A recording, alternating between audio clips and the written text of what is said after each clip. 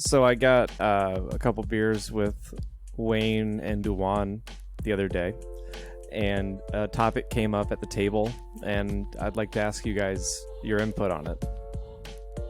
So we were talking about the amount of fellatio you would perform, and like what the lowest number you'd accept for that act would be. See them tumbling down, spreading their lips on the ground. Like Here I said, on your way you belong. I said I'd not probably answering John's goddamn hypothetical. like I'd be on a sliding scale probably like 5 to 10K. Yeah, you're on a sliding scale for any number of things, but we're not addressing your fucking fecal-philiac friends discussion at a dinner table. I did not say anything about poo-poo. Yeah, no, I know both of those boys well enough to know that there was, that discussion went some other direction. Michael, what's the lowest you'd accept to suck? To suck? I don't know. That's not something I think about ever. Think about it for a second. So, thinking about that popularity we're incapable of achieving, Heil, non-scum slingers, and by the eternal, behold. It's the Disinformed podcast. I'm Shane. I'm John. I'm Michael. I'm Courtney. And the only oral I'm willing to offer is what you're getting right now. So congratulations. And we are He does that for free. we are all the luckier for it. Indeed. Yeah, and this beard's not getting sullied by anything. I'm going to guarantee that. I don't know. I just thought it was a nice lead up to get us back on topic.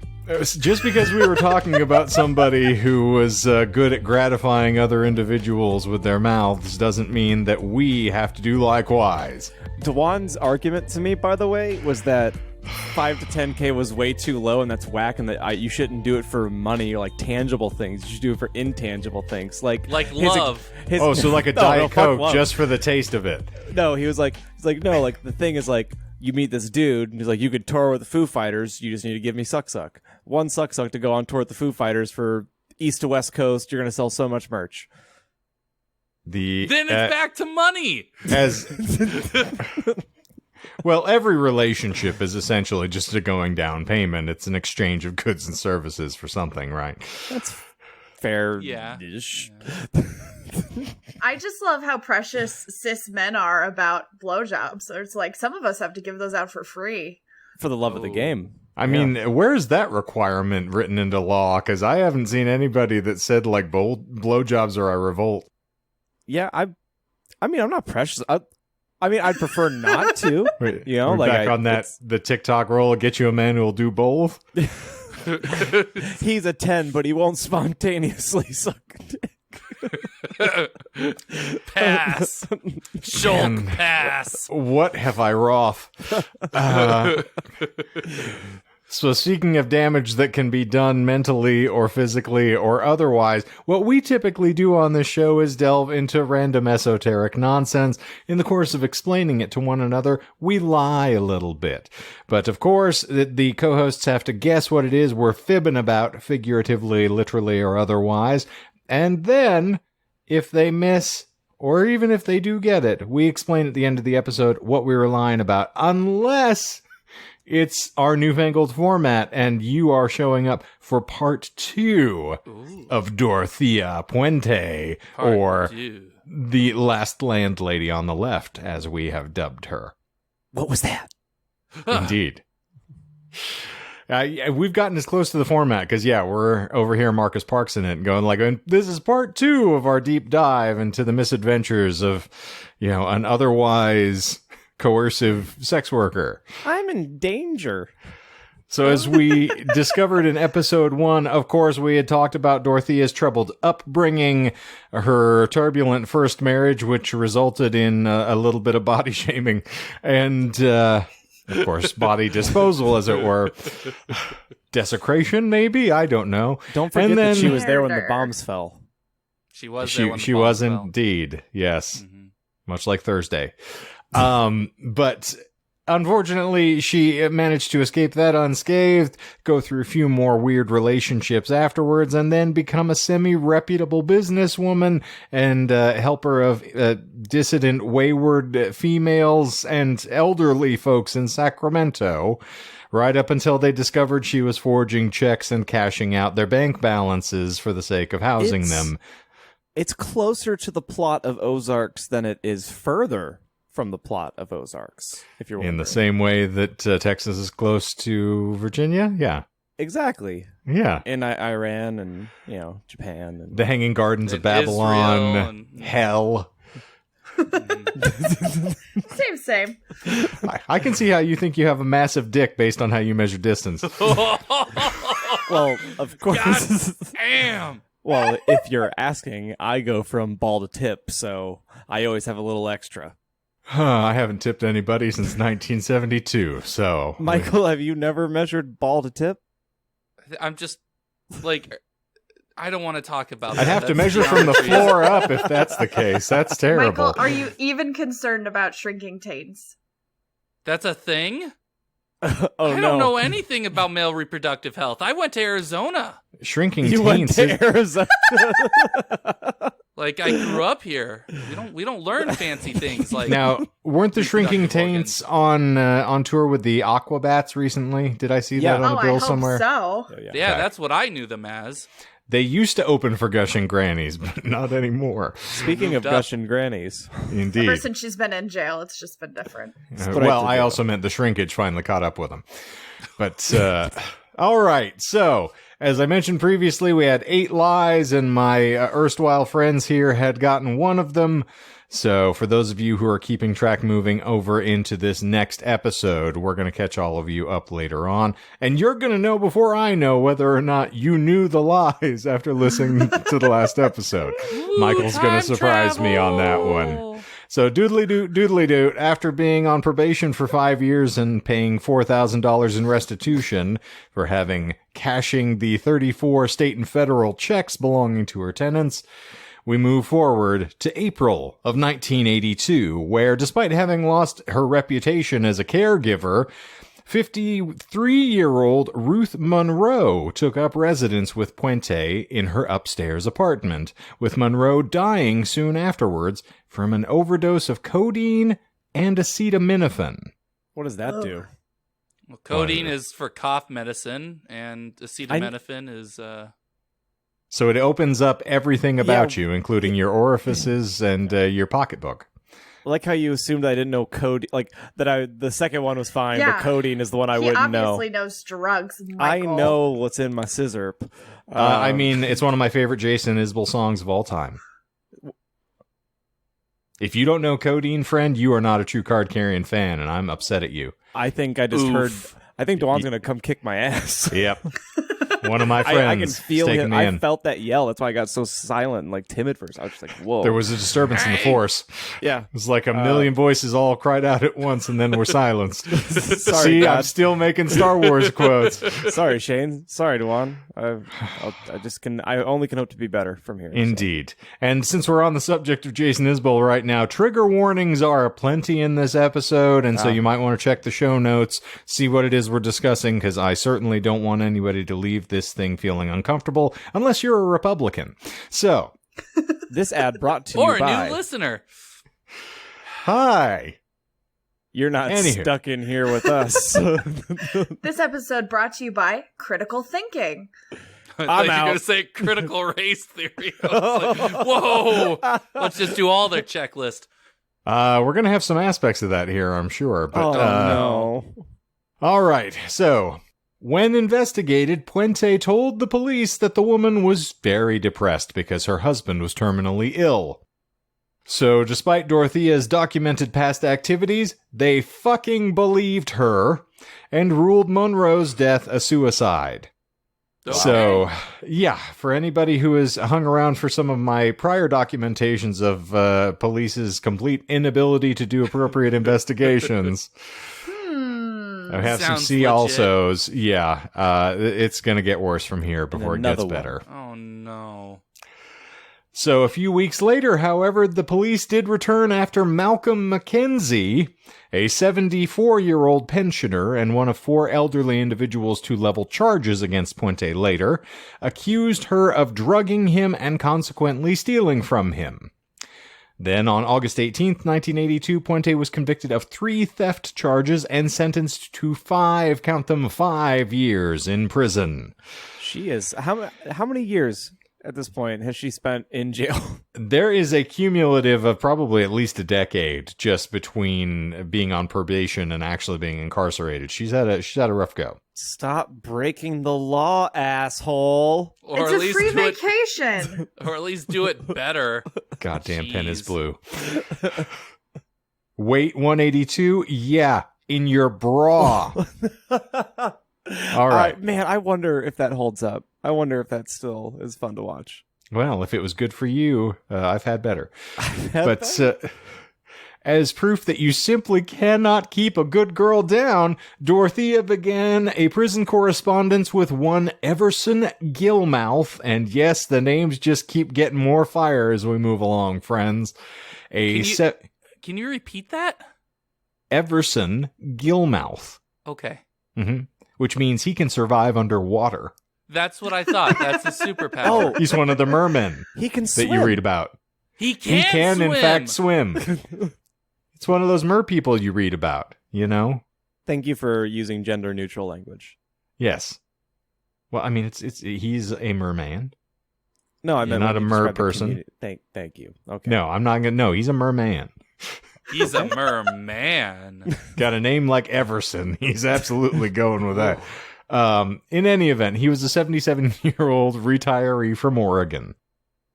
If you're from Oregon, you know, got that dysentery.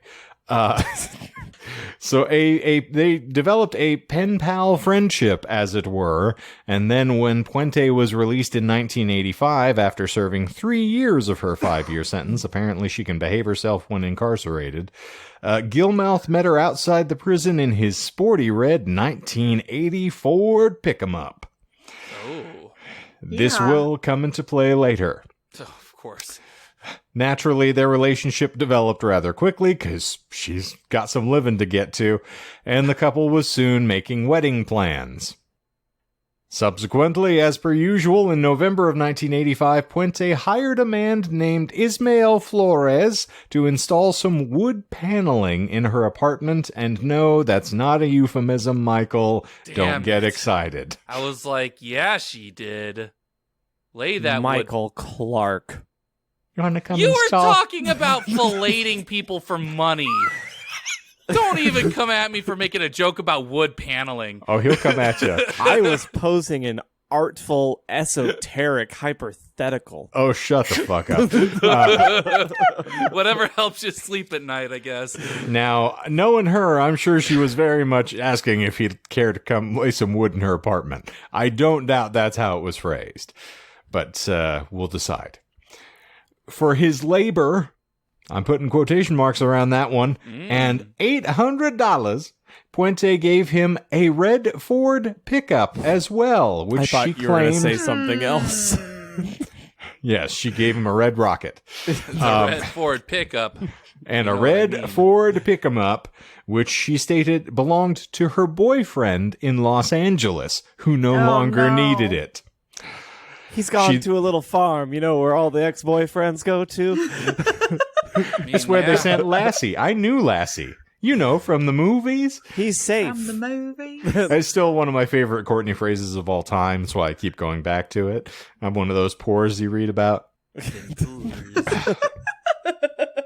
In any event, Dorothea's famous boyfriend who donated this red pick-em-up also apparently needed to have a 6x3 by 2 foot box built to store books and other items. She charged his coffin? She then entreated Flores to transport this filled, sealed box to a storage depot. Wait, let me get a notebook. This lady's got great ideas. Dang. I gotta write some of this shit down. You pair this with your dog walking method, Courtney, and you are just aces. Yeah, I was going to say, if poop bags weren't convoluted enough, just wait. Naturally, for $800 and a fresh Ford pick-em-up, Flores absolutely was game to take the box. And Puente even offered her assistance to him to help get it to the depot.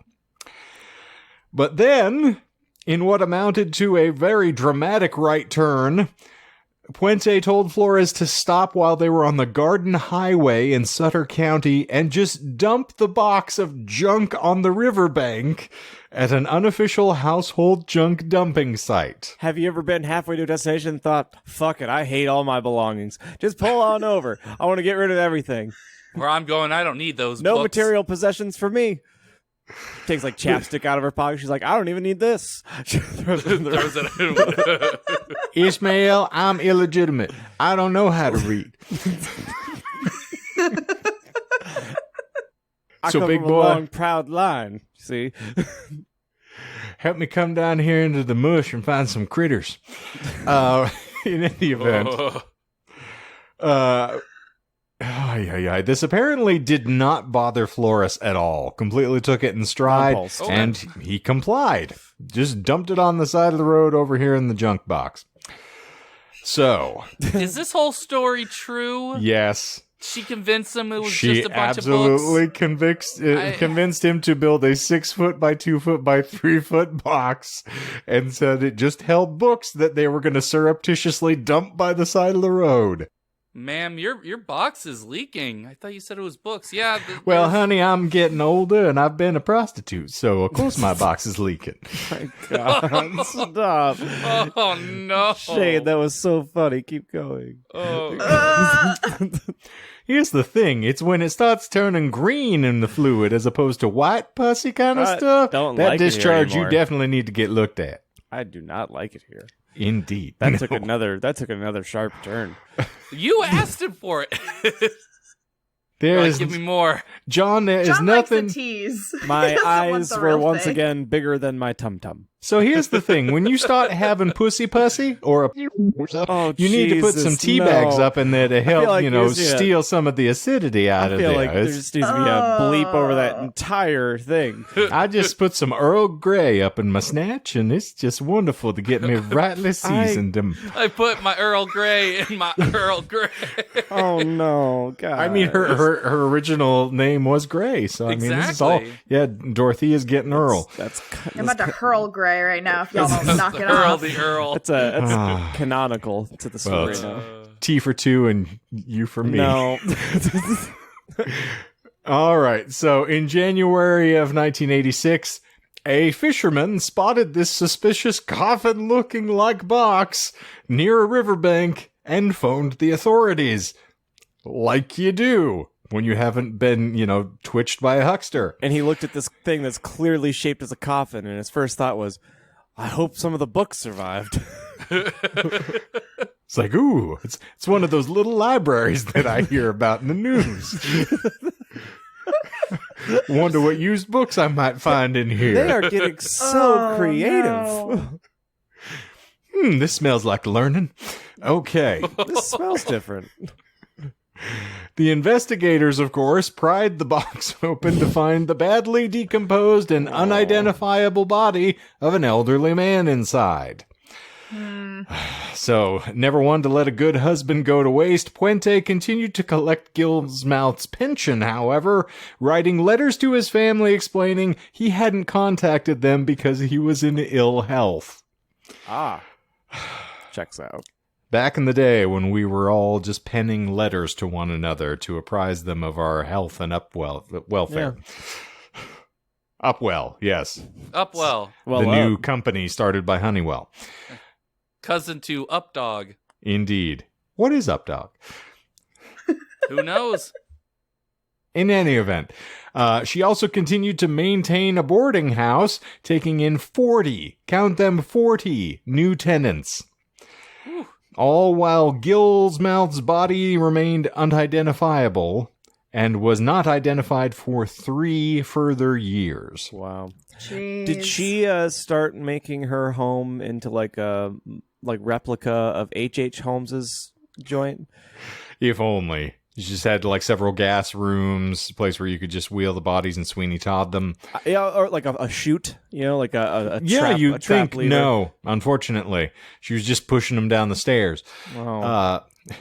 It's So she didn't have Saturday a- again. She's taking out the trash. She didn't have a sense of theatrics. is what you're No. saying, yeah. Or I'm thinking more of like Death Becomes Her. You get her to the top of the stairs and just give a little nudge in the chest. Okay, Ernest, so was a little bit of owl. drama. A little bit of drama. You pushed me down the stairs. No one here has seen Death Becomes Her. I'm No. very upset. I am a disappointment. So Meryl Streep's, greatest performance ever. Fight me. She gets to say with great equanimity to Bruce Willis, "I can see my ass." Oscar. Sold. Indeed. Well, I, just shocked. Anyway, naturally, she continued to accept elderly boarders and was very popular with the local social workers because she would accept referrals even of the tough cases, including man. drug addicts and abusive tenants. She caringly collected tenants' monthly mail before they saw it, and then paid them stipends, Oh man, pocketing the rest of their money for expenses, like you do. what a goofball! You know what's funny is that this is common behavior from all other elder care facilities, and no one's pressing charges against these motherfuckers. So, unfortunately, there we go. Yeah. But during this period, parole agents began to visit Puente they visited her at least 15 times over the course of this time frame.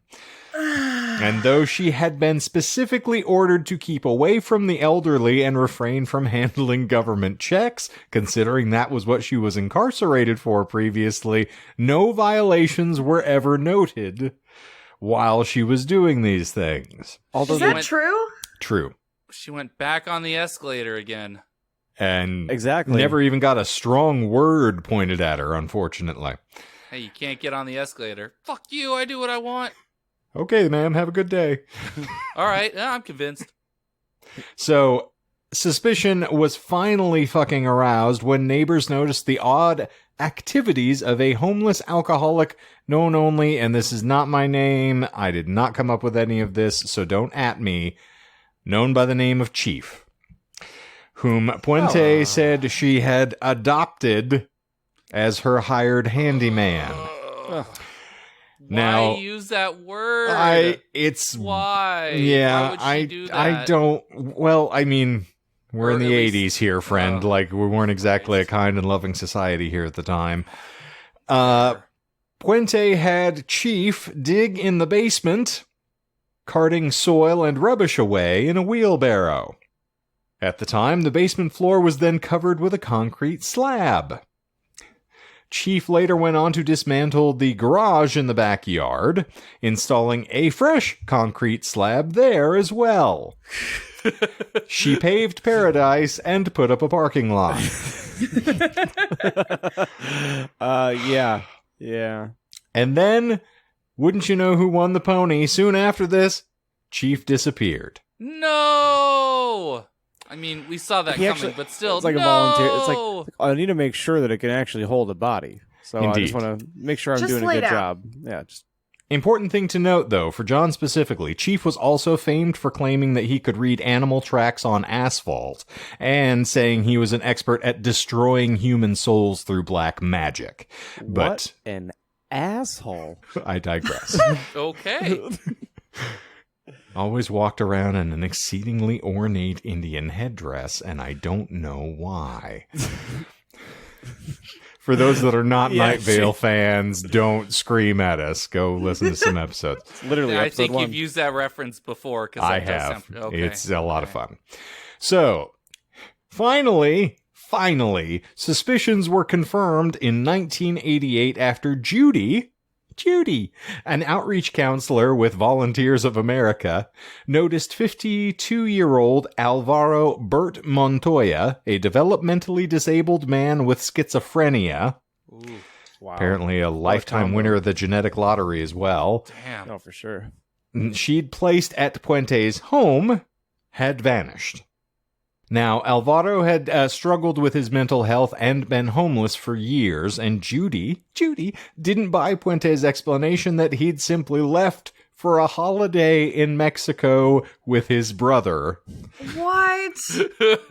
Particularly because Judy, who will remind everyone was his fucking outreach counselor, knew he didn't speak to his family. Oof.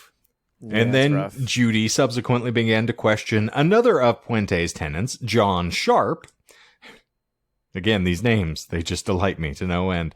Who then told her, something is wrong. She's been digging a lot of holes.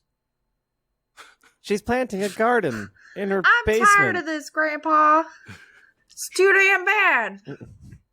Shia LaBeouf in a starring role. Miss Puente's backyard. Judy then alerted police. Fuck me, I'd watch it. Sorry, I just fucking got the reference, and I started singing the theme song in my head. The digging up, or whatever. What was that again? I don't know. Shia LaBeouf starred in Holes. If those Yes. weren't paying attention. Yeah. All right. Is that that's a Disney movie? Yes, and the Lee theme states- song Michael's looking for is "Put the bodies in the holes. Put the bodies in the holes." Oh, that was the after Disney version. That was actually her song as well. Yeah. Indeed, it was Disney After Death. So, It's a great band name. as I said, Judy alerted police, who then went to the home where they met with the same answer that Alvaro was simply on holiday. As they were leaving, however, Mr. John Sharp managed to slip them a message in note form that says, "She's making me lie for her." Help. Is that true? SOS. Sure is. MOON, that spells extortion. So, Jesus. after noticing Laws, there yes. was a significant quantity of disturbed soil on the property, and yes, disturbed soil also lets the bodies hit the floor. That was a crazy tour. Indeed. The police returned and searched the house, initially finding nothing. They decided to ask, in their infinite wisdom, whether my they God. could dig in the garden, so that they could tell the social worker that they had been thorough in their duties and responsibilities. Naturally, Puente, not one to raise a fuss, absolutely agreed, even providing them with an extra shovel to help, move things along. Now, here's what we find as listed in the Netflix docuseries Worst Roommate Ever. One of the policemen who worked on the case recalls digging up the garden and finding, quote-unquote, pieces of cloth, eggshells, and leather pieces that looked like beef jerky. The leather piece is true. Sure is. Wow. The eggs? We're just digging and digging, he says, and I could see Dorothea staring out the window at us above. All those things are true. No lies there. Wow. Finally, they found the body of 78-year-old Leona Carpenter, and the police realized what they thought was beef jerky was actually desiccated human flesh. Several additional bodies were subsequently found buried on the property. Now, it's important to note here, during the initial investigation, she wasn't immediately a suspect. What? They actually allowed her, while they were digging the property up, to leave and go away. She said she was going to go buy a cup of coffee at a nearby hotel. What the fuck? Instead, after buying said coffee, she fled immediately to Los Angeles, where she befriended an elderly male pensioner whom she'd met in a bar. Unbeknownst to Puente, however, the pensioner recognized her as the woman he saw on the television news reports. He then contacted local law enforcement, who quickly arrested her in L.A. So, Puente was then charged with a total of 9 murders. 9 murders. Murder. Her boyfriend, Everson Gillsmouth, of course, was going to be charted there, as well as 8 tenants who lived in the boarding house. Ruth Monroe, Leona Carpenter, Alvaro Bert Gonzalez, Dorothy Miller, Benjamin Fink, James Gallup, Vera Faye Martin, and Betty Palmer. According to the investigators, most of her victims had been drugged until they overdosed. Puente then wrapped them in bed sheets and plastic lining before dragging them to open pits in the backyard for burial. Police were only able to link Everson to Dorothea due to the similarities between the method of disposal between his and the bodies that were exhumed in the backyard. It's worth noting she never actually confessed to any of these things, and she was never charged for the murder of her first husband, as I alluded to in the previous episode, as she confessed to that crime following her conviction for these other killings in an attempt to reduce her sentence by assisting in a police investigation. You know, she Oh my always is God. very good at these Cheeky. calculated moves. You know, she's she's so good at this. Exactly. Well, she kind of has to, because as soon as like she gets found out, she's screwed, because she can't she can't lie her way out of stuff apparently. And as Michael had mentioned previously, the crime fell outside the statute of limitations for murder in the state of California, which is 40 years, so she was never actually prosecuted for that killing. So, during the initial investigation, as I said, they just let her run away, but once they finally got her, apprehended, and incarcerated her, they granted a change of venue motion filed by Puente's lawyers, Kevin Climo and Peter Valutin III. Oh. And so a judge transferred the trial to Monterey County. The proceedings began in October of '92, ending a year later. The prosecutor, John O'Mara, was the homicide supervisor in the Sacramento County District Attorney's Office. Here's a number for you. O'Mara called over 130 witnesses during the course of the trial. Whoa. Oh my God. So if you don't have easy character assassination, I'd say 130 people might sway a jury. Maybe. Yeah. Just sneaking suspicion. Yeah. He argued to the jury that Puente had used sleeping pills to put her tenants to sleep and then suffocated them, then hired convicts to dig holes in the yard. We're not talking about Chief here either. Climo Yeah, I was then... gonna say, did they ever find him? Strangely enough, no. I didn't even think about that as I was running through this. They never indicated what the fate of dear Chief Aw. was. So was Chief a Sad. lie? No, Chief was not a lie. I really just didn't see anything beyond that, other than he was one of the individuals that was supposedly the hired help that facilitated this. Poor Chief. There's a lot. I had to run through probably 7 to 8 different listings. I actually read a full section of a book to get a good portion of this. So there was a significant amount of research thrown together for this, which is why it feels weirdly cobbled together, because there's a bunch of conflicting accounts.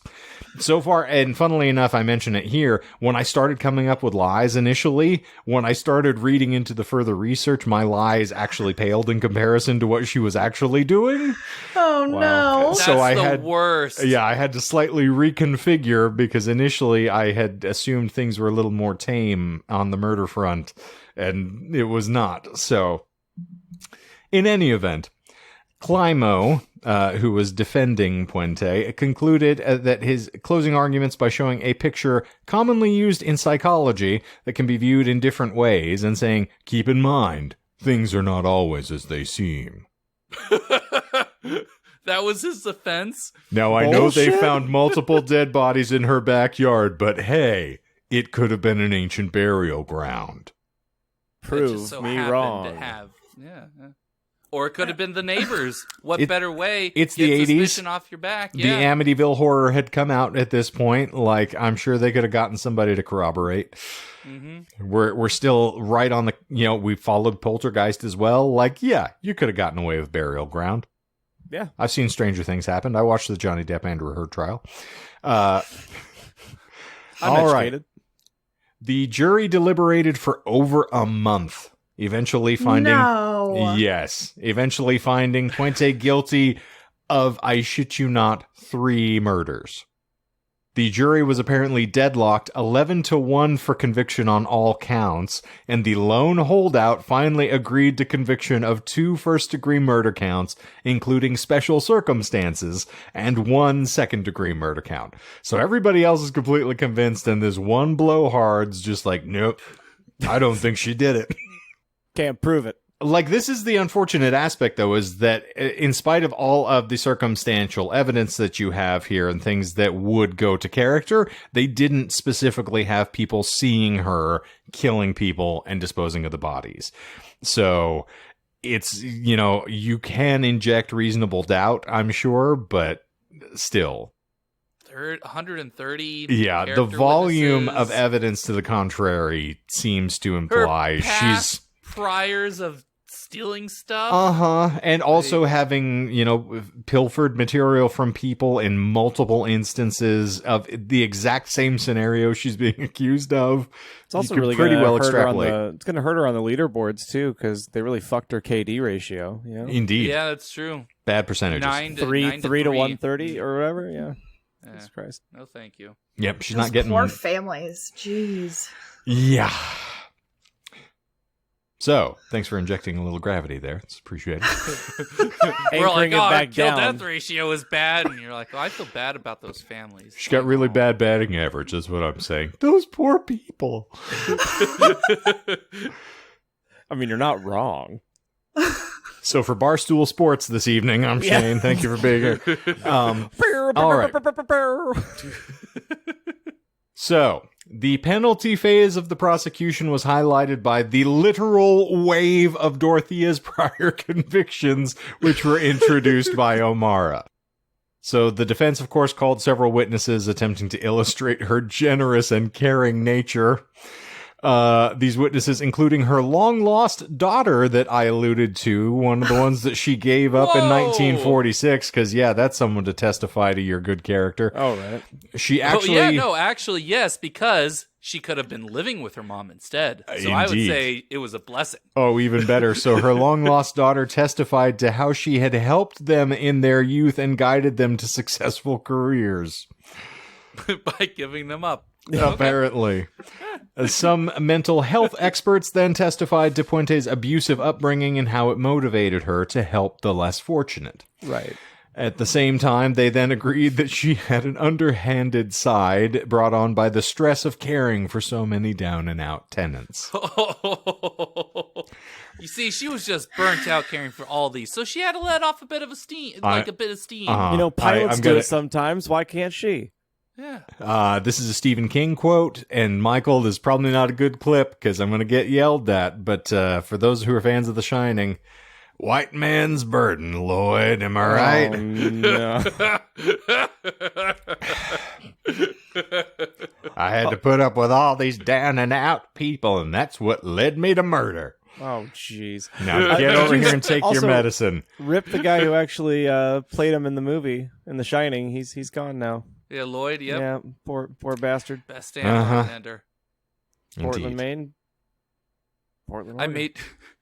I'll probably cut this part, but in memoriam, when I learned that he died, I actually took the clip of you talking about getting a blowjob with Lloyd, and that was the next short that posted on YouTube. Your timing is impeccable, and also in memoriam. In memoriam, immemorable. In memorandum, all over again. Amen. Indeed. Yes. All right. So, O'Mara's closing argument focused on Puente's simple acts of murder. Does anyone become responsible for their conduct in this world? These people were human beings. They had a right to live. They didn't have a lot of possessions, no houses, no cars, only their social security checks and their lives. She took it all. Death is the only appropriate penalty. So, channeling a bit of what Courtney was alluding to previously. Yeah. Climo then elected to respond by evoking Dorothea the child and caregiver. Peter Volotin addressed the jurors in confidential tones, contrasting with O'Mara's shouting. Oh, apparently I needed to be screaming that section. I said... Now, Allow me to put on the affectation that I know John delights in. We are here today to determine but one thing. What is the value of Dorothea Puente's life? That is the question. Does she have to be killed? Vallotton spoke gently about Puente's childhood, touching on traumatic aspects that shaped her life and urged the jurors to see the world through her eyes. You have heard of the despair which was the foundation of her life, the anger and resentment. And if anyone in the jury room tells you it was not that bad, ask them, would you want that to happen to yourself? Would you want that to happen to your children? I am led to believe if there's any reason for us to be living here on this earth, it is to somehow enhance one another's humanity, to love, to touch each other with kindness, to know that you have made just one person breathe easier because you have lived. So I submit to you, ladies and gentlemen, this is why these people came to testify for Dorothea Puente. I think you can only truly understand why so many people testified and asked you to spare Dorothea's life, only if you have ever fallen down and stumbled on the road of life and had someone else pick you up, give you comfort, give you love, and show you the way. To give you a $7.50 blowjob. Wait, I'm sorry, I misquote. Inflation. It's inflated. Inflation. It's $30 So how much of that speech is just entirely bullshit? No, this is all true. Jesus. Uh-huh. And then you will understand why these people believe Dorothea's life is worth saving. That is mitigating. That is a human quality that deserves to be preserved. It's a flame of humanity that has burned inside Dorothea since she was young, and that's not just the chlamydia. That is the reason to give Dorothea Puente life without the possibility of parole. Puente was, of course, as I alluded to earlier, convicted of 3 of the murders, although the jury couldn't agree on the other 6. After several days of deliberations, the juror was deadlocked 7-5. And Judge Michael J. Verga declared a mistrial when the jury said further deliberations would not change their minds. So under the law, Puente received life without the possibility of parole. She was then incarcerated at Central California Women's Facility in Chowchilla, California. And what a wonderful place to live that must be. Oh, yeah. Chowchilla. Makes a marvelous coat. And then for the rest of her life, she maintained her innocence, insisting that all of her boarders had died of natural causes. Now, it's just a matter of the unfortunate need to, dispose of them in the backyard. That's her only crime. That and, of course, killing her first husband, but we're not going to address that. But she did admit to that crime, but again, as a matter of self-defense, and only when she was already convicted of the other crimes and incarcerated in the hopes of receiving a reduced sentence, and then they told her it was without the possibility of parole, so kind of a catch-22 there. Wow. Needless to say, kind of a turbulent life. And she got to die of natural causes? She sure did. She died in prison at Chowchilla on March 27th, 2011, from exactly as you said, natural causes. She was 82 years old at the time. Well, rotten hell, you tip-to-tail piece of shit. It's a delightful thing, isn't it?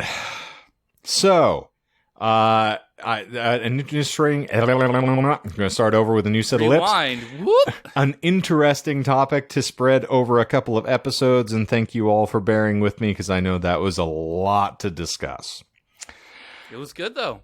It was good. Would it make As you... in, like, good to hear. Indeed. Would it make you feel better to know that 6 of the lies were contained within the first part of the episode? See, I knew that if I knew you wouldn't say it if we asked. You kind of already hinted at that, but I knew something like that was going to go down. Yes. Oh, I just knew you'd pull some horse Oh, piss I like knew this. it. Well, I seen it. speaking of going down, do we have any additional stabs around the one that Courtney was able to sniff out? Nah. Did he really have that accent? Yeah, he talked like fucking Foghorn No, Leghorn. I don't have anything actually By serious. me, by he, you mean who? I think it's Just Hoops. the lawyer? James. Did Shane, it's yeah, Hoopst. please.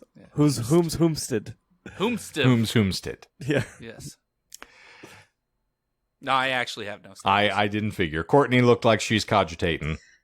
I'm just annoyed that I got one and there was more all around to be found. Well, that's why I never play Minefield. That's a very fine point. Very anxiety ridden. All right. I can't handle it. Well, we're going to start unraveling this then. So, as I said, 8 lies in total. Some of this is a little stacked. Now, as I admitted earlier, when I started coming up with crimes, I initially thought that she was just taking advantage of folks when I started coming up with this. So I had created a lie that was actually, reasonably in keeping with her conduct, unfortunately. But she did not kill her ex-husband. Oh.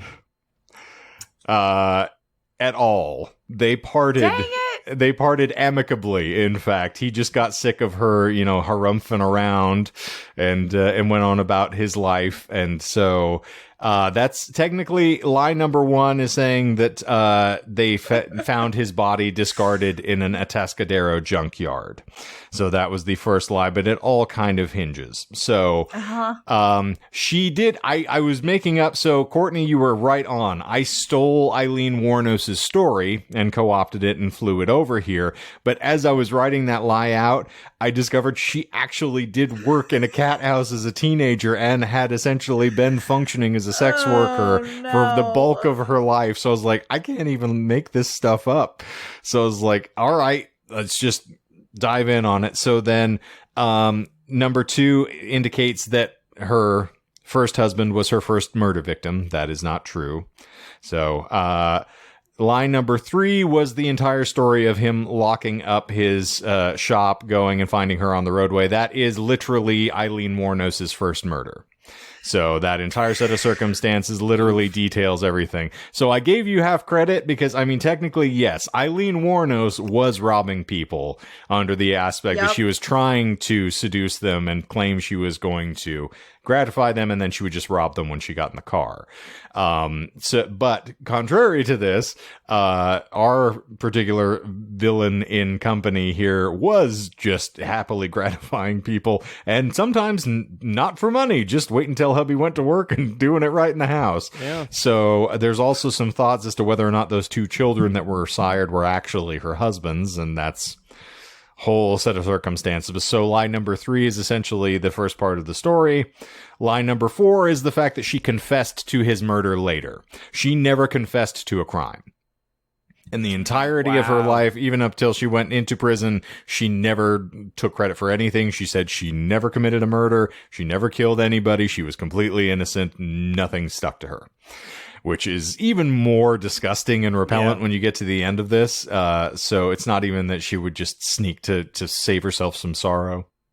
I feel like that checks out, though, based on the way she built her life around this facade of being good to the community. Mm-hmm. That giving that up really discredits all the work that she did do. Absolutely. So then subsequently, lie number 5 is that she would claim that this was a self-defense murder that she'd had later on. So a lot of these are kind of stacked together and making that story make sense.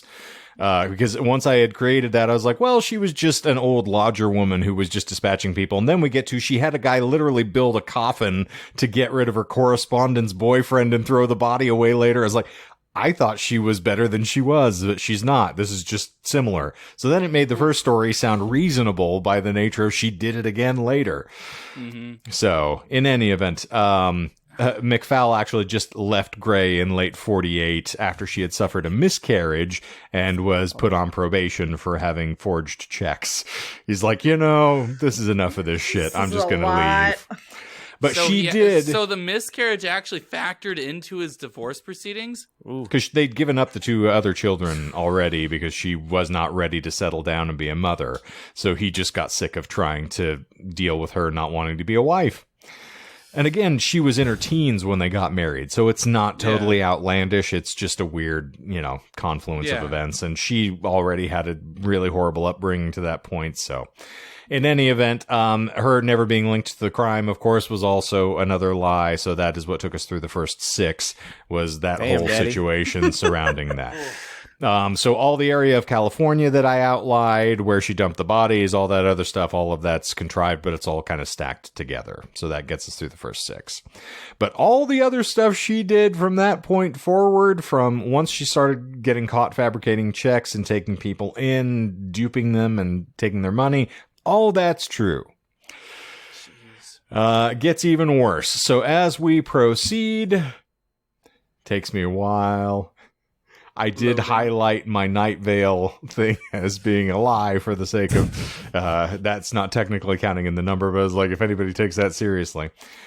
Just wanted to make John laugh for 2 seconds. All right, so line number 7, of course, was continuing from the prior assertion that she was never charged for the murder of her first husband, and that she had confessed it essentially under duress, knowing she was going to be incarcerated. And then Michael's going to get really upset at this one. Line number 8 is that the crime fell outside the statute of limitations for California for murder. There is technically no statute of limitations for murder in California. If you committed a murder, you can be brought to trial for it any old time.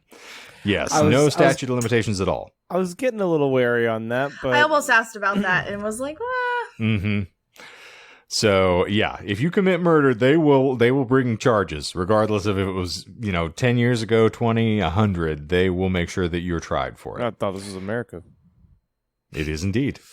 And that, friends and neighbors, gets us through. And lie number 7 is continued on in the outro of essentially saying that she only ever confessed to killing her first husband. She didn't even confess that either. So those, friends, were the 8 lies contained in the course of the episode. But as I said, wow. I tried to make her a lot more insidious and disgusting than she was, and she wound up proving me right. So she just was like, bet, let's do it. Because if you read, like, the Wikipedia entry, it's mostly, she was a lodger killer, and she just killed the old and the infirm. But they didn't throw out, it's like, oh, yeah, by the way, she also, grifted people from the moment she was born, constantly manipulated folks, used her body as a weapon, was married more times than Donald Trump. Like, just, a constant string of random nonsense. Yeah, a real character. Indeed. Yeah. Real knucklehead. And, of course, according to John, a real looker. I mean, you look at that mugshot and you try and tell me she don't fuck. She looks like a purse that got left in a standing puddle of water for about 2 months and then thrown back into a sewage system. Love you. We weren't talking about whether or not she fucks. We were talking about whether or not you'd fuck her. Jesus, Michael Clark. So what we're saying is Did I go too far? that she's the little troll that's found in the series of tunnels that Michael had alluded to in his D&D episode. Oh. She's who brought the dildo to the party. But between us girls, nah, I wouldn't smash. I'd pass for sure on that one. Oh, okay. Well, thank God you have scruples. Something that seemed to defy and evade her at all times. So, all right. Well, thank you for letting me marble mouth my way through that. I have really been on the struggle bus this evening. For some reason, my lips and my gums are not cooperating with the rest of my Worcestershire sauce, and I'm not going to make it out alive. Well, we're all on our way out. Act accordingly. Indeed. Yeah. Very true. But that is our first new concept double episode. So it's a fun part 1, part 2. Yeah. I like it. Yeah. Mm-hmm. And back in more of my character assassination days. It's no Colonel Sanders, I'll say that. Well, I mean, nothing can top him. How do you approach the sunrise? Indeed. Exactly. How do you breed a chicken? Or breed Very a chicken? Carefully. Very carefully. Let me ask, how do you breed a chicken? How do you breed a chicken? With 11 herbs and spices and your dick. Courtney, was it you that sent me the TikTok of the prank that they pulled on KFC employees? Yes. Do you want to recount it a little bit? Sounds like some shit that Jonah would do. There was, I think it was 2 guys that they created a fake coupon for KFC that said if you bring in a live chicken, they'll give you like a bucket of chicken for free. Like you bring your own chicken to the restaurant, you get a discount. So it's a barter system. I will send it to you guys in the group chat because the reaction from the first employee that he talks to is just the funniest shit in the world. Guy's like, no. And then he gives them the bucket of chicken. First guy, they had him, though. They had the first guy for sure. I mean, if you put in that much effort, I probably would have given them a bucket of chicken.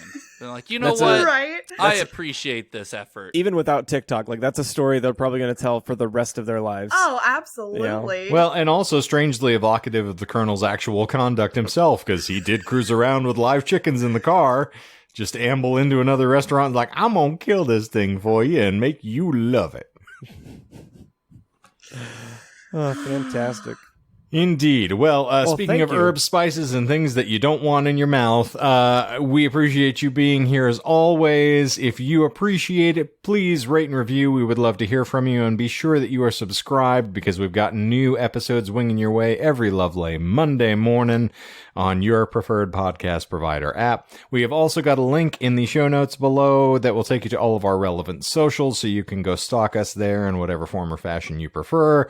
We have also got Michael's shorts just being opened constantly over on the Tubes View. Be contained. Ready to dive in. I thought you were just going to say, I'm ready to die. True. Well, I mean, that's obvious, but you should also be ready to die. You should watch my YouTube shorts. I'm ready to die. Well, if you do watch them, you'll know that is true. You keep wiggling your shoulders like that, you might just separate your head from the rest of your body. So, yeah, it's possible. This is what happens when he takes a little Eddie. Look at this little goofball. No, down this here. is me having a brain meltdown, spending $600 on.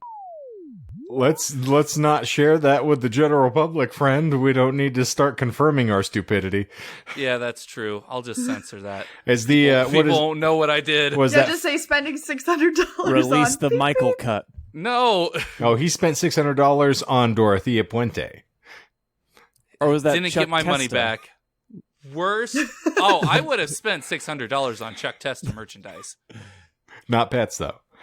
No pets. He doesn't do those. Nope. Well, to quote one of my favorite faux Confucian phrases, it is better to be silent and be thought a fool than to open your mouth and remove all doubt. Yeah, I take that as a challenge. I can tell. We know. We've been friends for a little bit. That's my mantra. I wake up and repeat that to myself every morning. I thought you'd be an idiot today. I thought your mantra in the morning was looking in the mirror going, you're going to fuck the English language so hard today. Oh, give yourself a little kiss. Yeah. Who's a little... Subsequently. I thought... Well, you said it appropriately there, I know, so unfortunately we missed the mark. Subsequently. I just thought you woke up every morning, looked at yourself in the mirror, and like, another day in decline. That's more accurate, I guess. Like, I'm awake now. He has a like a white or dry erase marker. Just tally marks it on the mirror. The authorities have locked me outside of the bedroom. Surely they want me to starve. I will paw lovingly at the door and sing the song of my people. It's just a bunch of hey! Hey! Hey! I got $600. All right. Well, ladies, germaphobes, boils, and ghouls, thank you for being here. As always, we sincerely appreciate it. And hey, I hope something great happens to you today. So for those crazy kooks here at the Disinformed podcast, I'm Shane. I'm John. I'm Michael. I'm Courtney. And zippity zoop, we're out of here. I said kooks. I was going to say, how'd you make that sound like a slur?